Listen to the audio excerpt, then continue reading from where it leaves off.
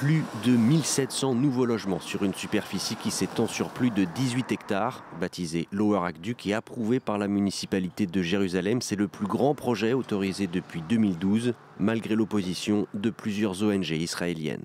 S'il n'y avait pas la guerre, cela ferait beaucoup de bruit. C'est un projet très problématique pour la continuité d'un État palestinien entre le sud de la Cisjordanie et Jérusalem-Est. L'organisation La Paix Maintenant condamne le tracé du projet à cheval sur la ligne verte, la ligne d'armistice de 1949, c'est-à-dire parfois sur des terres palestiniennes privées. Une autre ONG, Ir Hamim, souligne que l'approbation de ce projet contraste avec l'absence de permis de construire délivrés dans les zones palestiniennes de la ville. L'annonce intervient alors que les opérations militaires se poursuivent à Gaza et que les violences contre les Palestiniens se sont accrues en Cisjordanie occupée. L'autorité palestinienne a comptabilisé plus de 250 morts.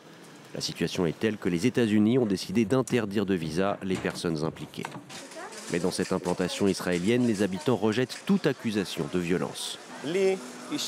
Personnellement, je n'ai jamais rencontré de cas de violence perpétrés par des Juifs contre des Palestiniens.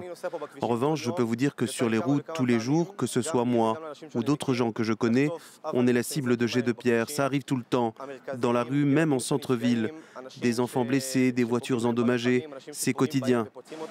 Le gouvernement israélien a surtout fait pour limiter les violences des colons. En 2016, le Conseil de sécurité de l'ONU a réaffirmé que l'établissement par Israël d'implantation dans les territoires palestiniens occupés depuis 1967, y compris à Jérusalem-Est, n'avait aucune validité juridique et constituait une violation du droit international.